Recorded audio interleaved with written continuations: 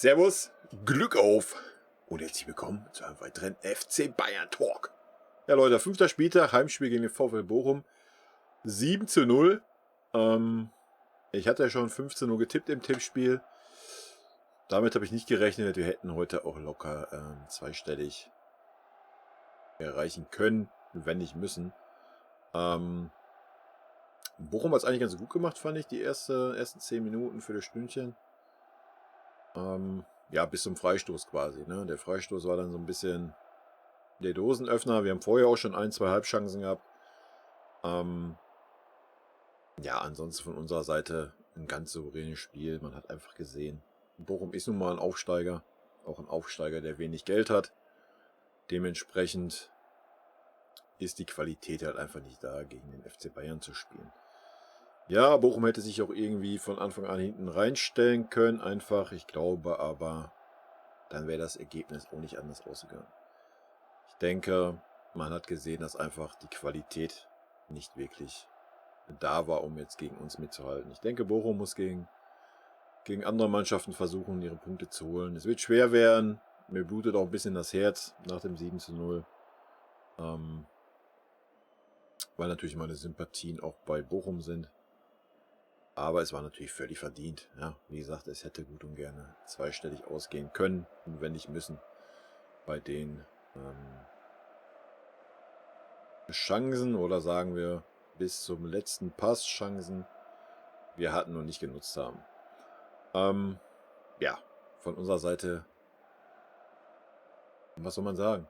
Nach den beiden Highlights Leipzig und Barcelona, wo Barcelona jetzt nicht wirklich ein Highlight war, wenn man mal ehrlich ist, muss man halt erstmal nochmal so eine konzentrierte Leistung bringen. Ja? Und ich finde es auch gut, dass da jetzt auch nicht irgendwie 50 Wechsel vorgenommen wurden und dann da irgendwie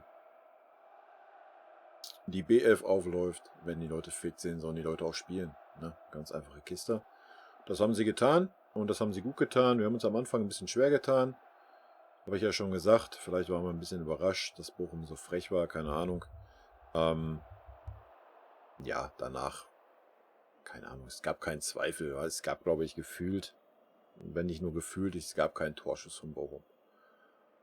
Bis zur, ich weiß nicht, 75. was das war oder was.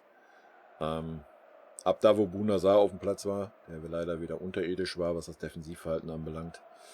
Da kamen 3 Flanken halt, 2 haben sogar den Stürmer gefunden, aber da hat man halt einfach die Qualität gesehen. Wäre da ein Stürmer gewesen, der ein bisschen Qualität gehabt hätte, hätte Bochum auf jeden Fall 2 Tore gemacht. Da muss man auch so sagen. Ja, ansonsten gibt es zum Spiel nicht groß was zu sagen, zu analysieren. Was soll man da groß analysieren? Bochum war halt einfach nicht auf Augenhöhe und gut ist. Ne? Ich würde sagen, wir schauen mal in die Statistiken rein. 7:0 halt. Sané, ein gutes Spiel gemacht, ne? Kimmich zweimal, Gnabry, das Eigentor, ja gut, war ein bisschen unglücklich. Levi hat sein Ding noch gemacht, auch wenn es kritisch war zur Abseitsgrenze. Dafür wurde dann das 8:0 nicht mehr anerkannt von Müller, was eigentlich auch nach gleicher Höhe aussah, aber da war dann wieder ein Millimeter irgendwas und dann ist das halt so, wa? Ballbesitz, ja, wir hatten zur ersten Halbzeit, zur 40 Minuten hatten wir 70-30 und bis zum Ende ist es sogar bei 70-30 geblieben, was natürlich schon krass ist. Fouls 5-9 und was eigentlich das krasseste ist und wo man dem Bochum dann ganz klaren Vorwurf machen muss, ist halt einfach nur 36% der Zweikämpfe gewonnen. Das geht natürlich nicht in der ersten Liga. Auch nicht gegen den FC Bayern, ich glaube. Ich überlege gerade, seitdem ich das hier mache, habe ich, glaube ich, noch nie eine Mannschaft gesehen, die so wenig Zweikämpfe gegen uns gewonnen hat. Ich meine, gut, wir haben mittlerweile eine andere Spielweise, aber trotzdem 36% ist sehr schwach, ne? Schüsse insgesamt 24,5, Ecken 2,2, Flanken 17,10. Ja, wir haben heute wieder mal ein paar Flanken mehr geschlagen. Gewonnene Zweikämpfe, Gnabry 10, Goretzka 8, Davis 6. Ballkontakte Hernandez 100, Kimmich 100, Gnabry 81. Schüsse insgesamt 5 Sané, 5 Gnabry, 4 Müller. Levi taucht hier mal nicht auf. Torschussvorlagen 5 Müller, 4 Goretzka, 2 Sané.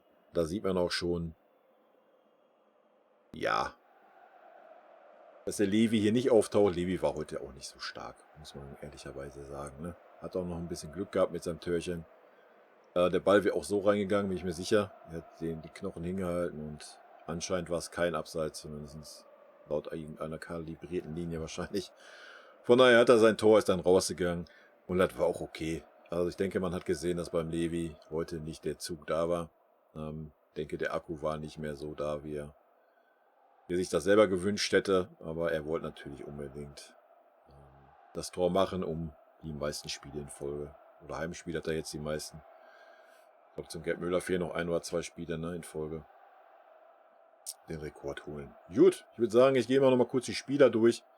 Ja, ihr seht schon, das ist ein relativ kurzer Talk heute, aber was soll ich sagen? Bei so einer eindeutigen Kiste kannst du nicht viel analysieren, ne?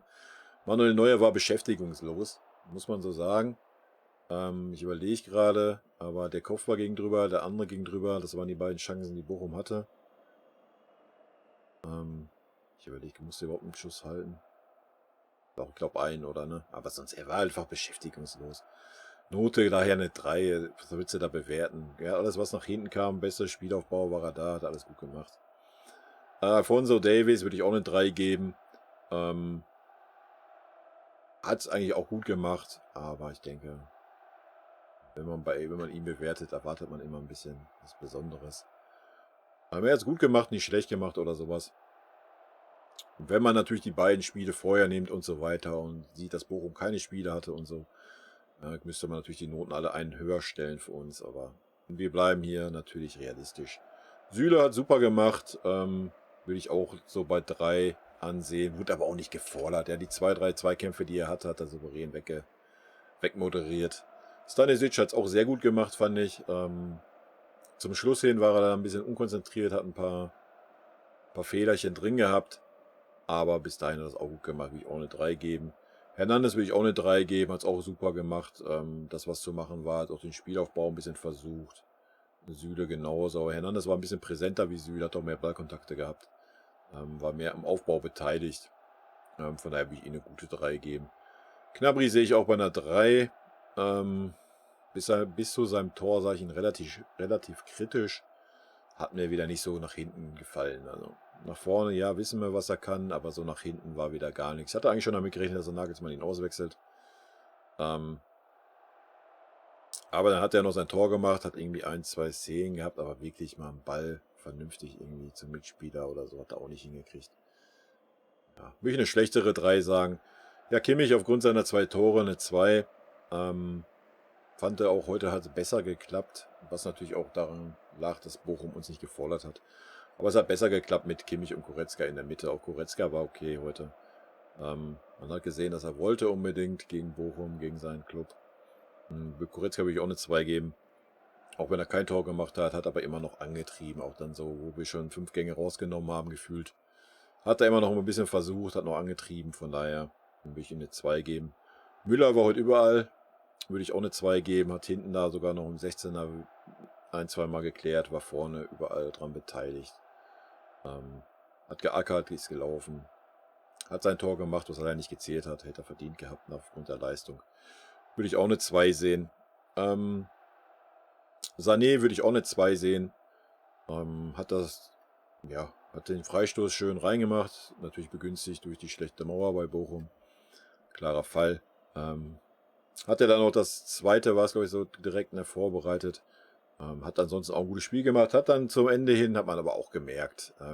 Da hat er dann auch 2, 3 Szenen gehabt, wo man noch hätte einen Tacken besser reinspielen können und so weiter.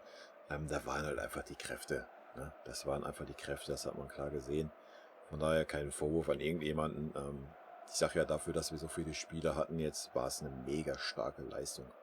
Kann man gar nicht hoch genug anrechnen in so einem Spiel. Dann 7-0, oder es hätte auch zweistellig ausgehen können, so eine Performance abzuliefern. Ne? Andere Mannschaften haben da nicht die Motivation und verlieren im Zweifel sogar so ein Spiel.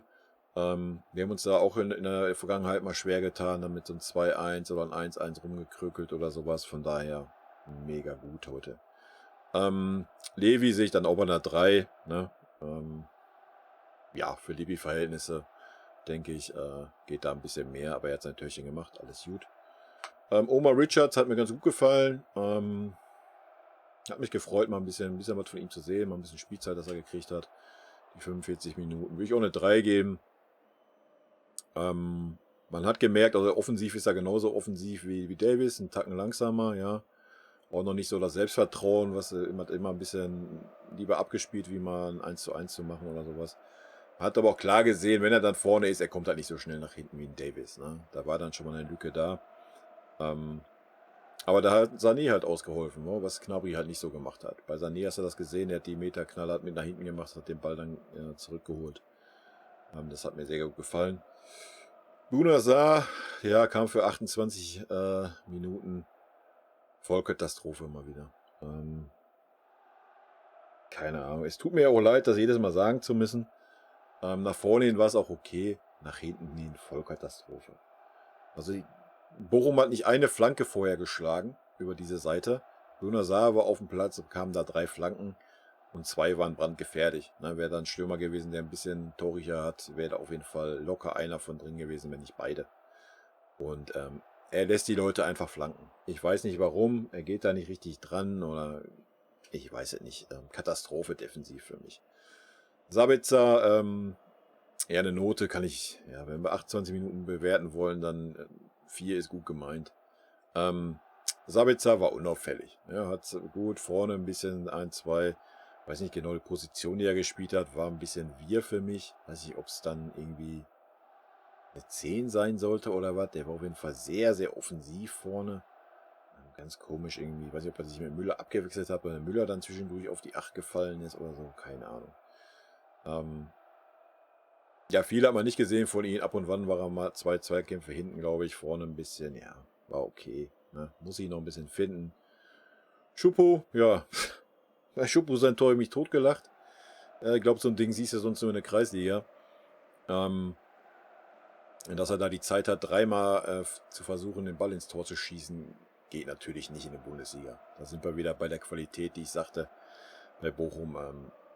Ja, geht nicht. Wenn du den Ball beim ersten Mal nicht reinmachst, muss der Verteidiger sein und den Ball klären. Ne? Er hat dann noch einen zweiten und dann erst im 3. Versuch das Ding reingemacht. Also kein Vorwurf an Torwart, der da auch gut gerettet. Aber ja, dass er die Chance hat, da innerhalb von 2 Sekunden oder 3 Sekunden 3-mal aufs Tor zu schießen, geht natürlich nicht. Ja, für 20 Minuten. Er hat sein Tor gemacht, alles gut. Nianzou hat im defensiven Mittelfeld gespielt. Hat mich auch gefreut, dass wir mal ein bisschen gesehen haben, auch mal auf der Position. Da würde ich mir mal wünschen, dass er da mal ein paar Spiele kriegt. Ganz so schwer beurteilen. War halt defensiv, war nicht offensiv, hat ganz klar die defensiven Part gemacht. Wurde aber auch nicht wirklich gefordert. Ne? Die Bochumer waren halt nicht wirklich offensiv stark, muss man so sagen. Ja, ansonsten, was soll man sagen, Leute? 7-0, alles tutti, alles glücklich, standesgemäß, wenn es auch leider mir für den VfL Bochum sehr leid tut. Jetzt kommt Fürth, in Fürth, ja, da bin ich gespannt, wie die sich verkaufen. Gehe ich aber auch von einer klaren Kiste aus, also 3, 4, wenn nicht 5 Tore. Vielleicht kriegen wir mal 1 oder 2, wer weiß. Aber man muss auch sagen, die Defensive unter Nagelsmann ist ganz klar verbessert. Ganz klares Konzept drin, nicht so wie unterm Hansi. Gefällt mir sehr gut, muss ich sagen. Klar, Bochum baut kein Gradmesser für die Defensive. Wir werden es die kommenden Wochen dann sehen, aber wir haben Leipzig und Barcelona schon gehabt. Dortmund haben wir auch schon gehabt, also von daher wird unsere Defensive schon ein bisschen geprüft, denke ich. Und mir hat es sehr gut gefallen und man sieht von Spiel zu Spiel, wie schon im letzten Talk gegen Barca sagte, dass wir halt auch mehr durch die Mitte kombinieren, was unter Hansi fast gar nicht der Fall war. Was jetzt unter Hansi nicht schlecht war, aber es ist schön, einfach mal wieder auch ein bisschen Kombinationsfußball durch die Mitte zu sehen und sowas. Und man sieht ja auch, dass die Gegner da teilweise ein bisschen überrascht sind. Gut, Leute, das war's. Rot-weiße Grüße gehen raus. Ich wünsche euch ein schönes Restwochenende, einen guten Start in die Woche. Bleibt gesund. Haut rein. Tschüssi.